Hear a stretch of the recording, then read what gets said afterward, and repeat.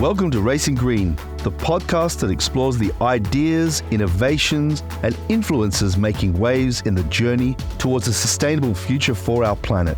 In each episode, we investigate the new challenges, ingenious solutions, and the undiscovered opportunities that lie at the heart of our rapidly changing world. We aim to accelerate a new era founded on optimism and impactful collective responsibility. Today, we sit down with Drew Purves, research scientist at Google DeepMind. As we discuss the future of AI, its links to ecology, and how it can play a role in creating a better planet.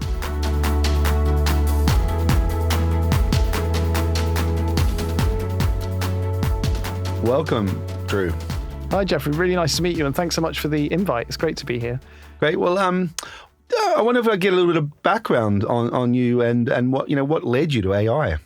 Oh, it's been quite an interesting long story, I suppose. So I actually got into computer programming when I was a kid, right back in the 80s on these little so-called 8-bit computers, the Commodore 64 for me. But for whatever reason, I got into coding lifelike things, so-called artificial life. It just fired up my imagination. And that was my route into getting into real ecology and real life. So I studied that at university, went on to do a PhD in ecology and a so-called postdoctoral research. So I did 5 years of postdoc research at Princeton, all on that. But I always had that interest on the computational side. So it was kind of building little simulations and computational models of whether it's plants or animals or what have you. That then took me to Microsoft Research, a major corporate research lab in Cambridge in the UK, and I actually had a research group for many years, about 8 years, scaling up that sort of work, so dealing with lots more ecological data and building more models, forests and soil carbon and climate and you name it. Then about 8 years ago, I made a big switch into Google DeepMind, where I now am, to work on the fundamentals of AI itself, which of course we're going to get to, I'm sure.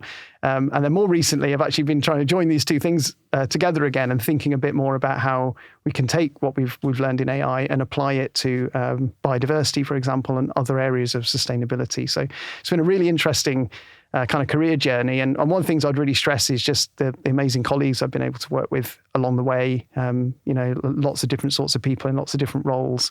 It's been a really interesting story and continues to be. So you got in quite early into this world of AI.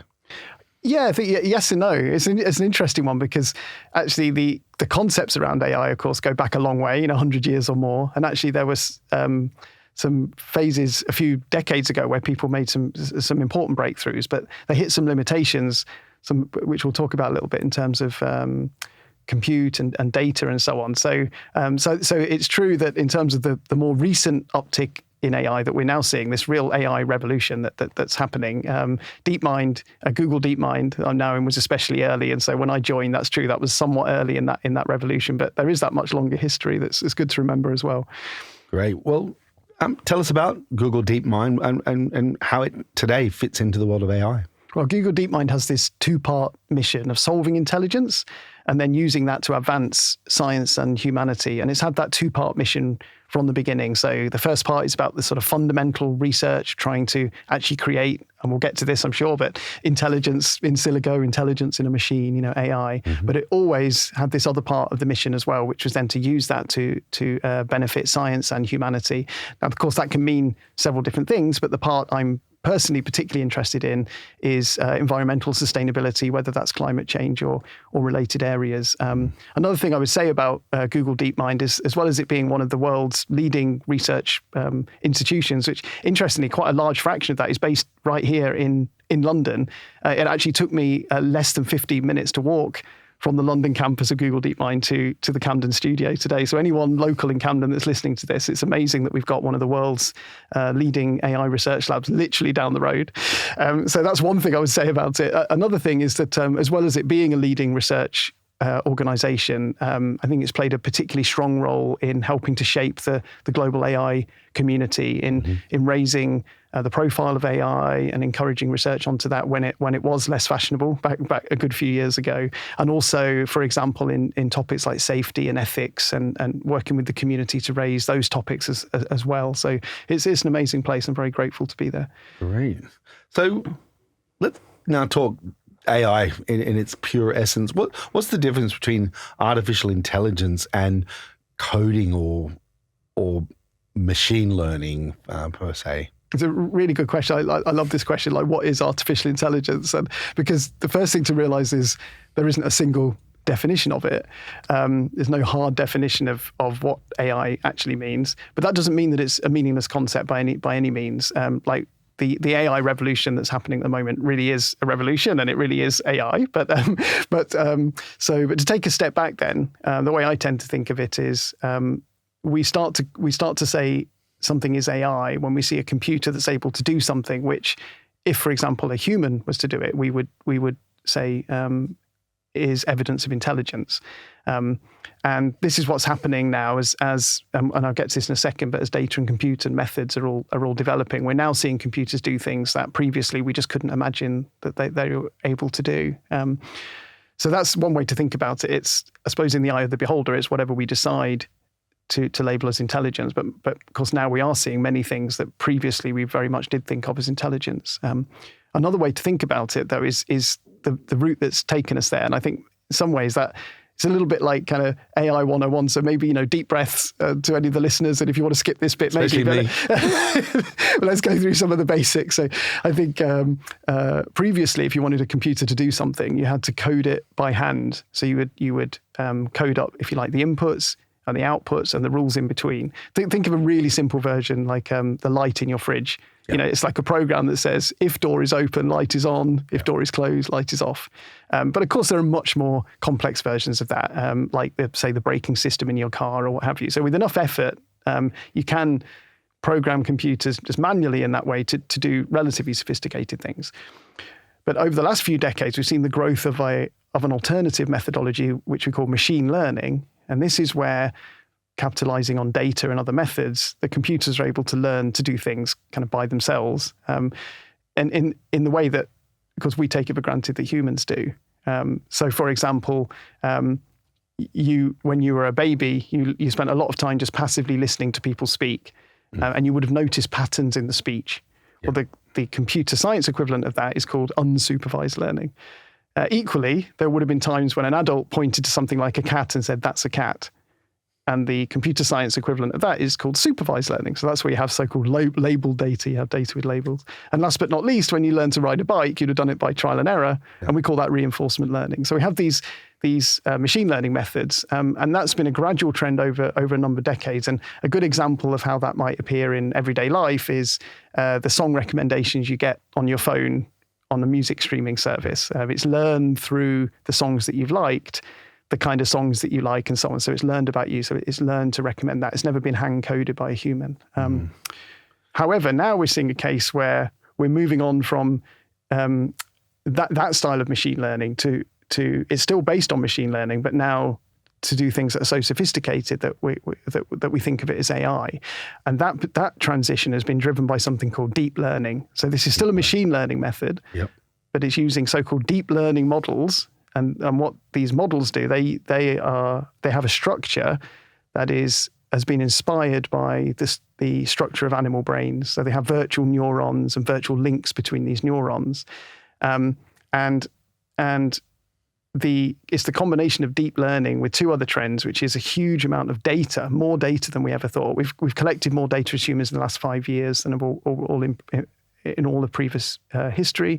The compute, so of course the computers are now millions of times faster than they were. And then we have this new methodology of deep learning. And all of these three have combined together recently to enable computers to do things that are just dramatically more sophisticated than they could even a few years ago. So again, I know that was a lot, but so hopefully that makes sense. So we've got, machine learning, we've got deep learning, we've got data, we've got compute, and all of these trends are combining to create the revolution that is happening around us today. Yeah.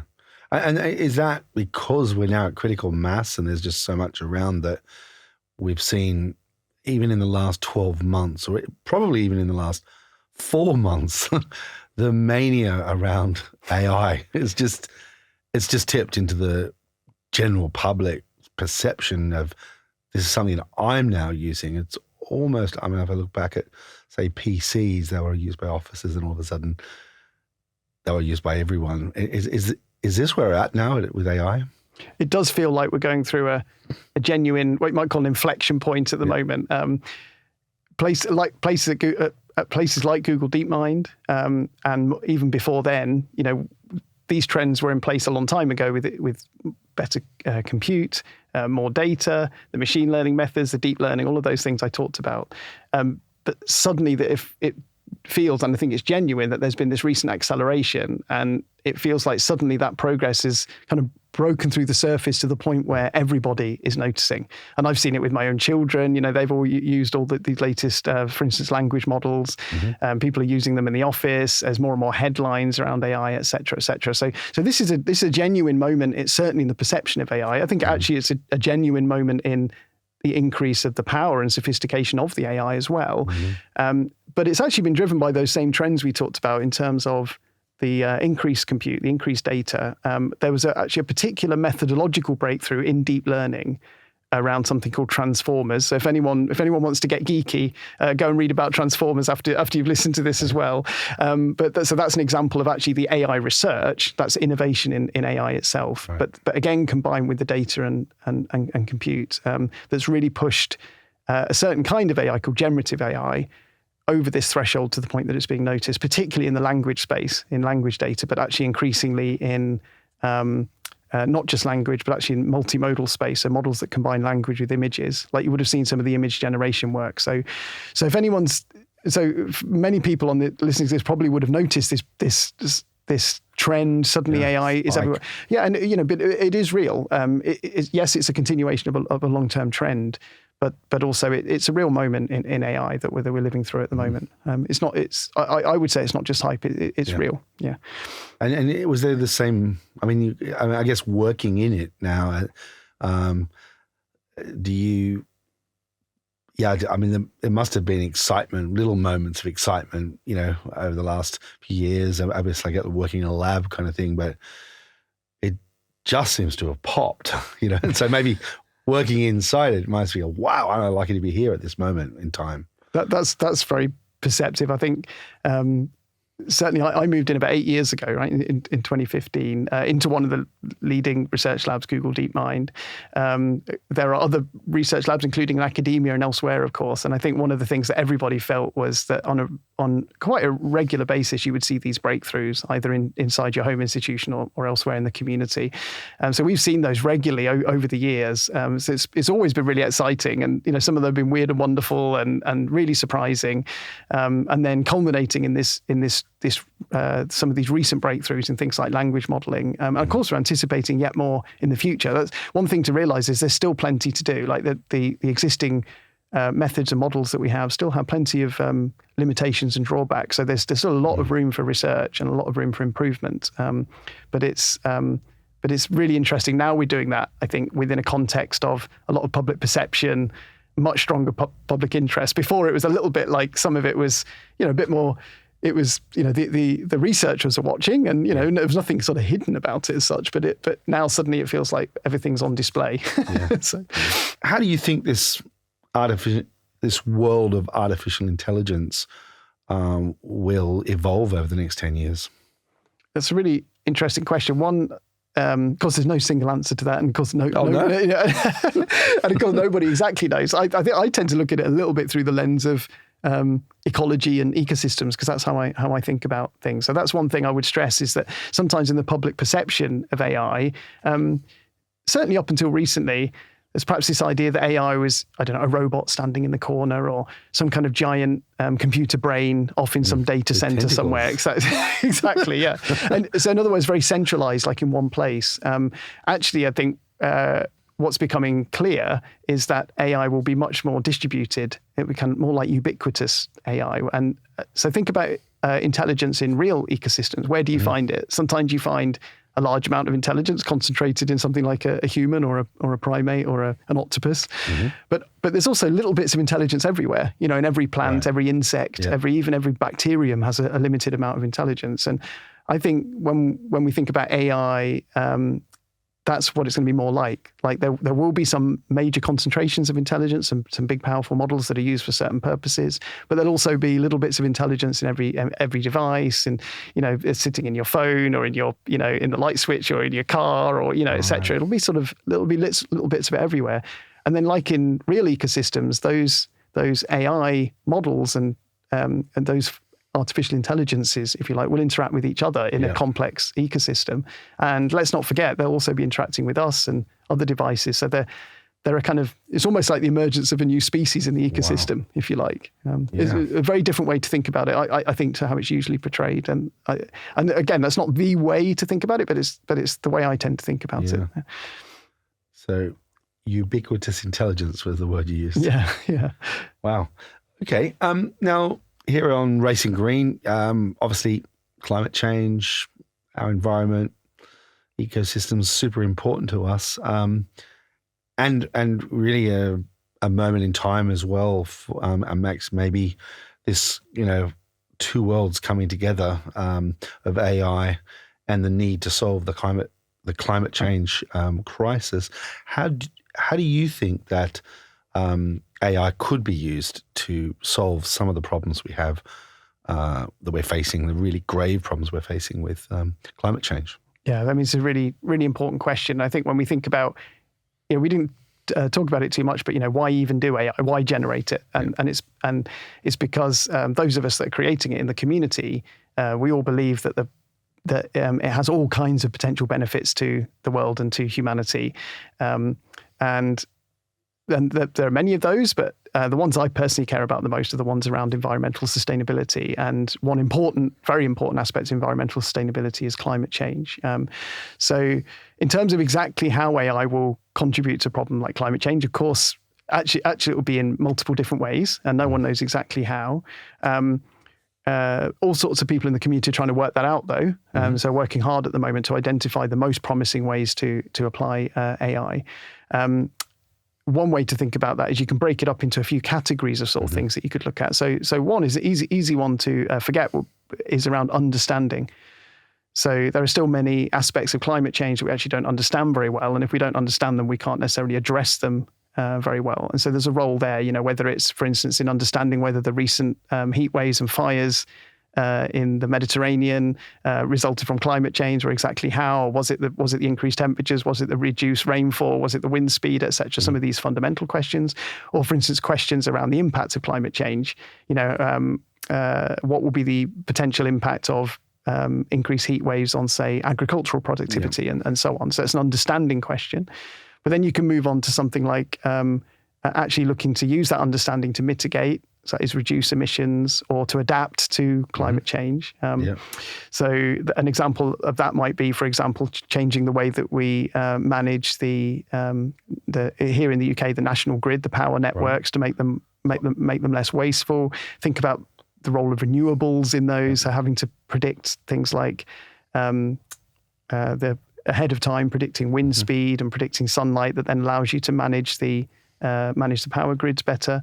But we could also think about more fundamental breakthroughs. So AI has a huge potential in science. We've already seen several amazing breakthroughs in science, like, for instance, AlphaFold that came from Google DeepMind. It's an incredible scientific achievement. And maybe some of those scientific breakthroughs could then lead to a kind of radical change almost in the constraints around something like climate change. Example would be, say, fusion. Like if we could, there are various ways that we could apply AI, and if we can learn to manage the process of fusion in a reactor sufficiently to give us continuous energy, that could be a complete game changer for climate change. So I know. So I hope that doesn't seem too carbon capture, or who knows what. That's right. Yeah. I mean, and it goes back to that ubiquitous intelligence. Of course, there'll be there are ways to deploy AI in cars to make them more fuel or energy efficient. AI to run, for instance, the traffic light systems in cities to reduce congestion, which is good for climate. AI in agriculture to help people to understand, like, say, precision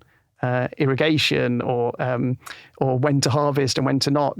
Alert systems. We've talked about the fire.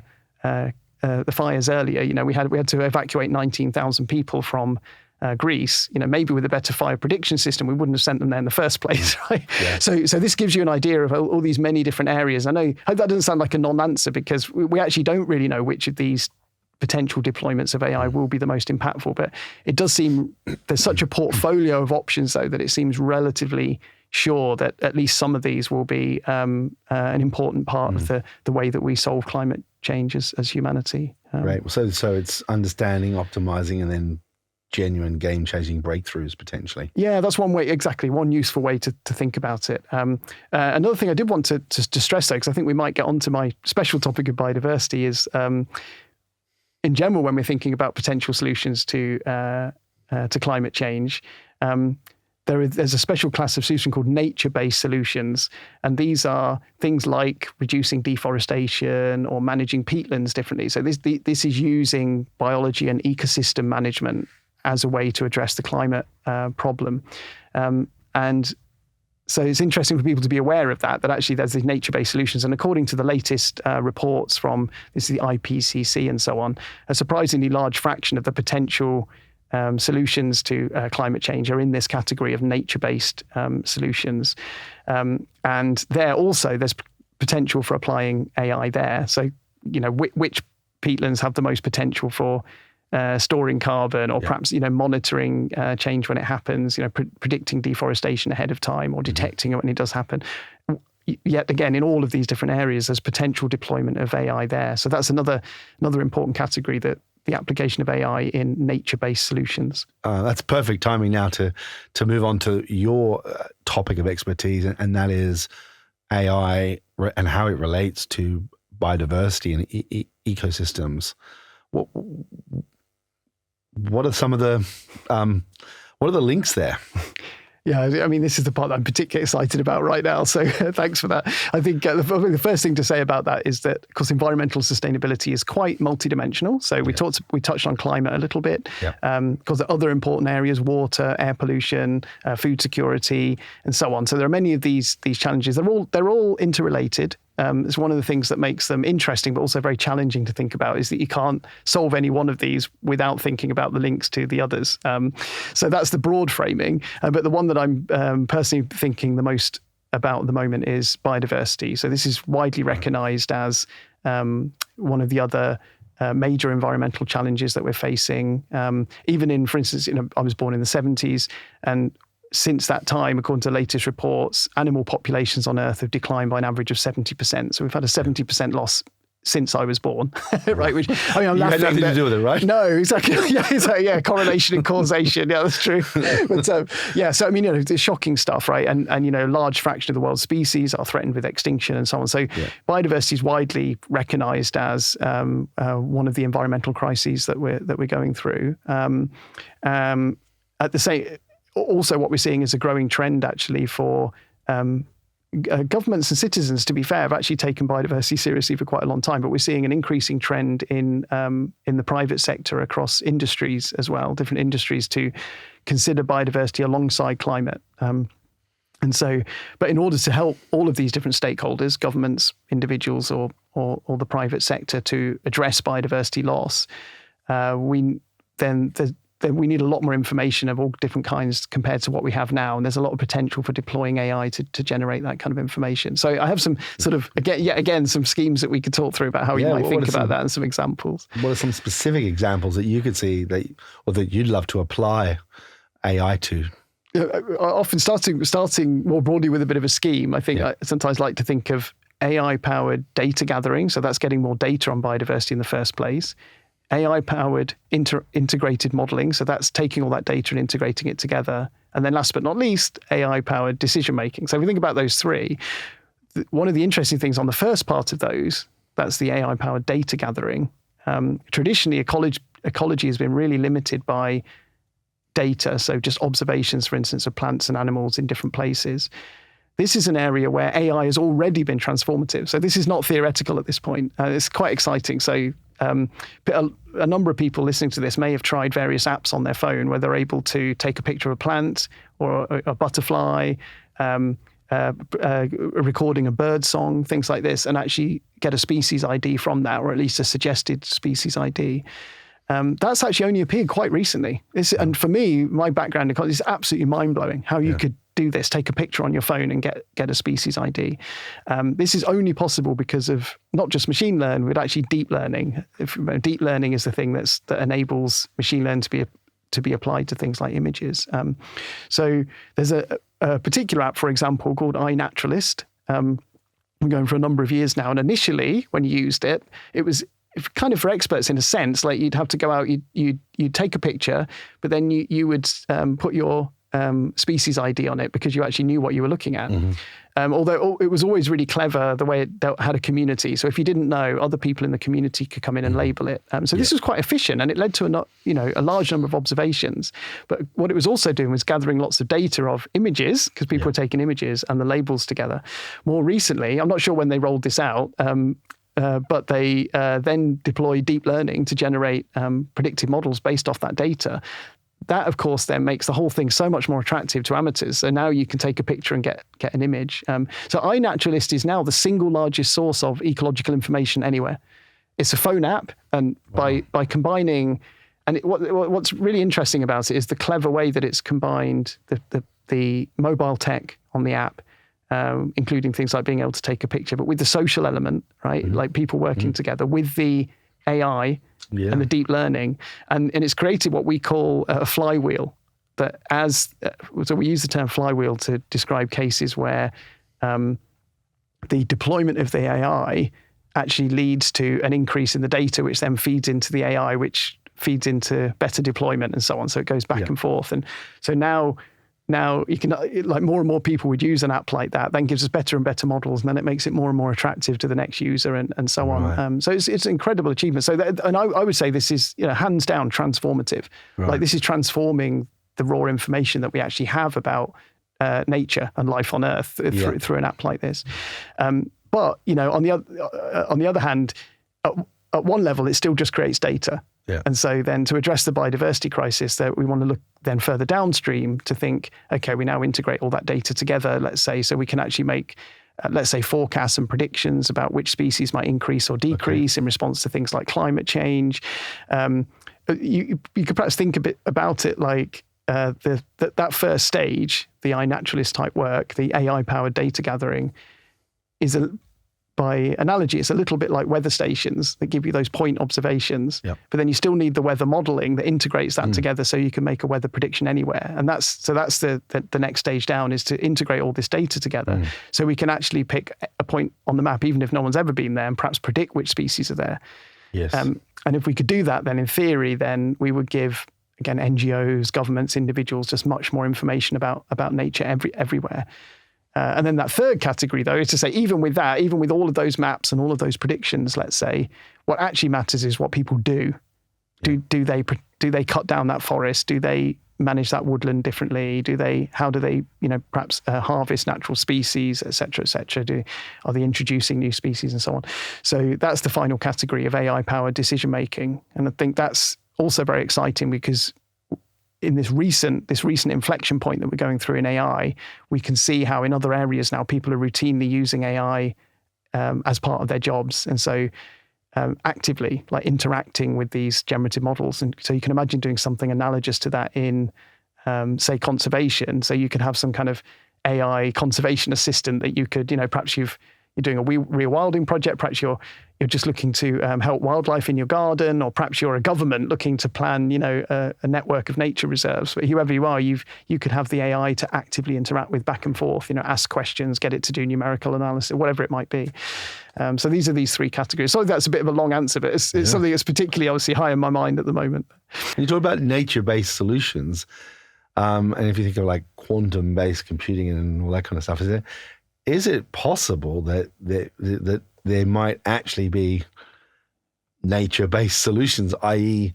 we might be using nature to produce data? I wouldn't get drawn into a guessing game on the timing of that, but actually, but at least the principle is there. And one way to think about that is the amount of intelligence that is already present in nature is distributed in nature. So every plant, every animal has a certain amount of intelligence, and some plants and animals like us are extremely intelligent. So that's a proof case that the machinery the organic machinery that forms organisms and life on Earth is capable of advanced intelligence. Like you and I are living proof of that. Yes. Another really interesting angle, though, to consider is that nature does that on extremely low amounts of energy. Yeah. So your brain's running on, I think, 40 or 60 watts or so on. And at the moment, the AI technologies that we have to do anything even close, and of course they're not yet as intelligent as we are using a lot more energy than that. Now, that I don't mean to sound too, certainly don't want to sound disparaging to the community that I'm part of, because in fact the energy efficiency is increasing very quickly. So we're able to do more and more compute on less and less energy all the time. Equally, there are researchers looking very closely at the efficiency of the algorithms and the efficiency of the compute hardware. And last but not least, there are different ways that the AI itself might feed through in things like material design and so on to actually generate more efficient computers. But it's also a possibility somehow that we'll end up unlocking actual biological machinery. And there are a couple of interesting, I don't know if you've seen these, but there are a couple of cases where people have grown organic neurons on agar plates, and they've trained one of those to play a video game. I don't know if you saw that. That was the kind of stuff that I was thinking about, or maybe ants doing the little calculations for you. Exactly. So I can't remember what it's called, the particular project, but it's got, quite rightly, it's got a number of headlines. So they've used some clever way of feeding the output from the game Pong, the classic game Pong, into this brain in a dish, and they've trained the brain in a dish to play Pong. So, now probably, of course, at the moment together, there's no way that is like going to be a practical solution to it's not going to replace the AI that's on your phone anytime soon. But it is in a funny sort of way. Like, I think nature itself and experiments like that are a kind of proof that it's at least possible in principle. And who knows? Like, everything we're doing today, not just AI, but think about generally the technology that we have and so on. Of which AI is a particularly obvious example at the moment. But think about, the distributed, the mobile tech that we have, the internet and all the rest. And then go back 200 or 300 years, imagine over that time scale. It's so unimaginable. So who knows in 200 or 300 years where we might be. And certainly, it's very much speaking personally now, but I'm someone that quite likes to think about those massive changes, and I'm ultimately quite optimistic about them. And so AI feels like certainly possibly the biggest ever technological transition in human history. But like the others, I think in the long run, I'm hoping it will be very much a force for good. Yeah, and all created by nature itself, human beings. Yes, that is exactly right. Yeah, and maybe we'll get to this. I know, but people quite rightly are considering some of the safety issues and ethics around AI, et cetera, et cetera. And but the reason we're working on these is because on AI itself, because ultimately we think it will be beneficial to humanity as well as to the rest of the planet. But we also need to make sure it is. But as part of that, it's a really easy thing to forget that the AI doesn't create itself. Like every bit of data is collected by a human. Then the way that data is packaged and curated for the training, the selection of the data, humans do that. Humans create the hardware, humans create the models, humans decide which models to deploy, how, and when, and so on. We have lots of additional humans that actually rate the outputs of these models, and we use that, and so on and so on. So this is one giant, human endeavor, just like any other. And if we can work together properly, then we can help to make sure that this technology has the benefits that we want it to have, and very much minimize the risks. And it's easy to say, it's a very general answer, but at least that human angle on AI is very easy to forget. And in fact, benefit of hindsight, I kind of wish I put it in at the beginning when you asked about it, but still, I'm glad you brought it up, that humanity's footprint is like all over AI. Okay. Yeah. So there's a lot of there's a lot of attention in the media and on social media, just everywhere about the potential risks of AI. Are those risks real? And what are some of the risks that the AI community are, currently concerned with or dealing with? Well, AI is clearly a transformative technology. In fact, it might be the most important technology that humans have ever developed. So of course, then it's going to bring a whole load of potential ethical and safety issues that come along with it. So that general perception that AI comes along with safety and ethical risks is completely reasonable. That's not a public misconception or anything like that. Is something that everyone in the AI community also recognizes. One of the important things to realize is that the community, Google DeepMind, but other institutions and academia and so on, is actually working quite hard together to understand these risks, to do more fundamental research on them, as well as to work with governments and, for example, and NGOs to understand how we can regulate this technology. So there's a lot of activity in this space, and the collective intent of all of that, of course, is to make sure that we maximize the benefits of AI whilst reducing the risks. Another thing I would share, again, it's not my area of particular expertise, but one thing that I've noticed is that I think in the community, our understanding of the risk, but also the perception is shifting a bit. I think a few years ago, it felt like it was the classic, kind of AI taking over, sort of sci-fi-like scenario. And the thing about that one is that it was always a little bit sci-fi, and it was always, it seemed to place the risk quite a long time in the future. So this idea that this might happen eventually. What's become more and more clear, and I think many people in the community saw this, but now it's more widely appreciated, is actually all the steps along the way also come with safety and ethical considerations as well.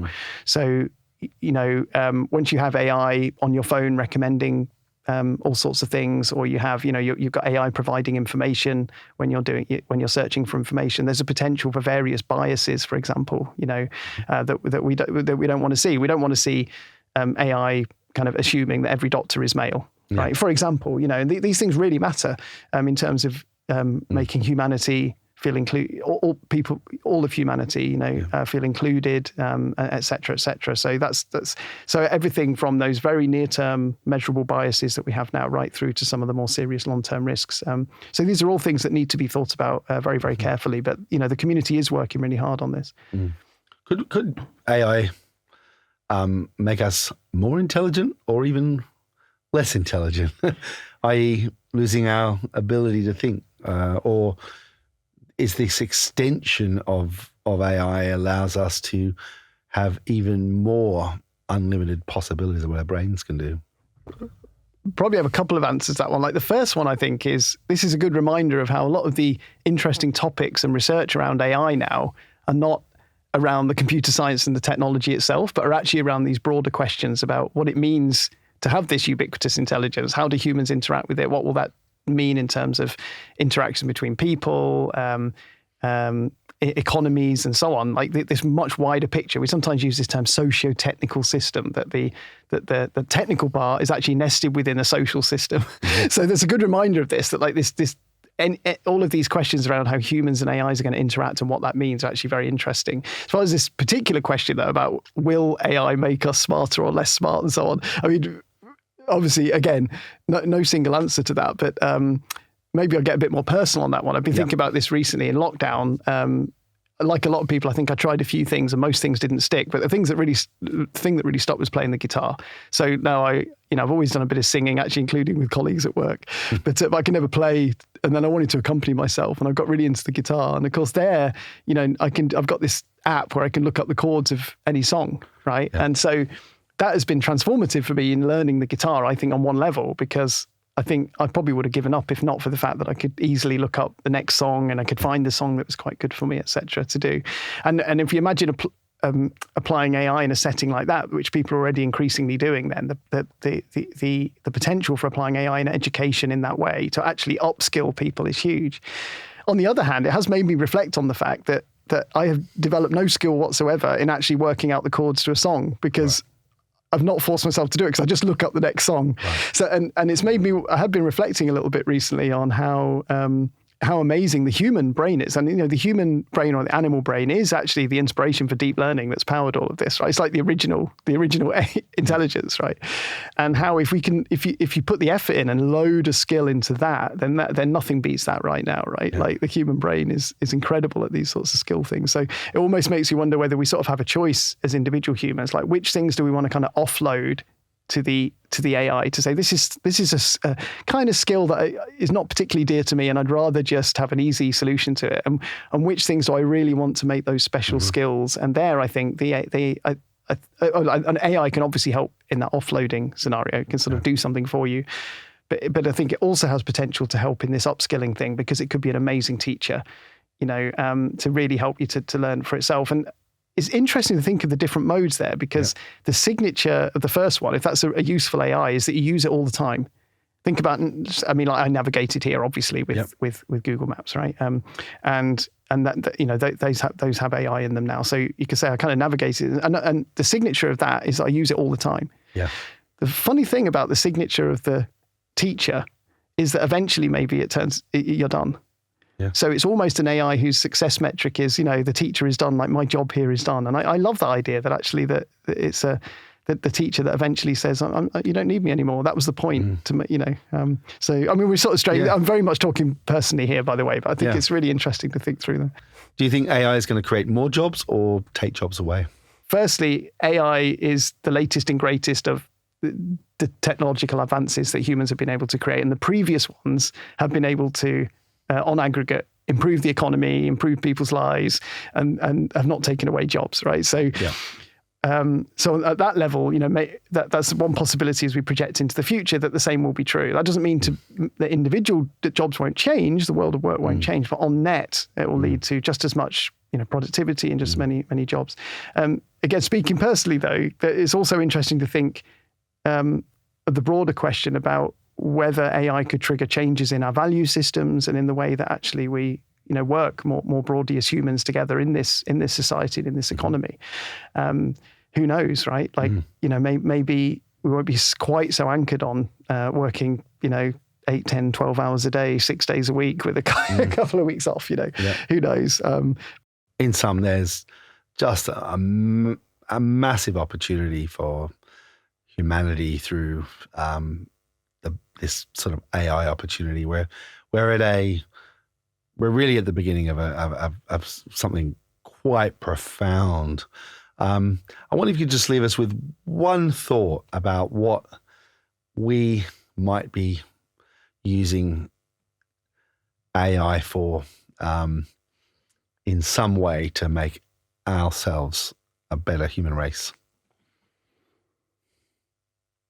As much as my current focus is on environmental sustainability, which we talked a bit about, with a special focus on biodiversity, I do wonder sometimes whether one of the most important routes to impact for AI will be through education, because you can think of it as a kind of base layer that enables so much more. The